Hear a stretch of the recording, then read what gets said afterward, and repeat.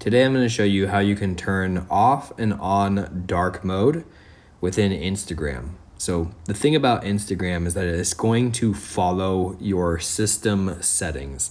There's nothing in Instagram that will allow you to have it on light mode while your phone is in dark mode, or vice versa. So first thing we're going to want to do is get out of the app, and we're going to want to go into our settings app. Once we're inside settings, then we're just going to go down to where it says display and brightness.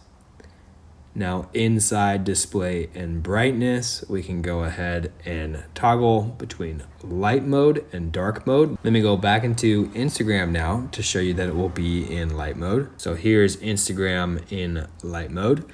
And now if I go back to the settings,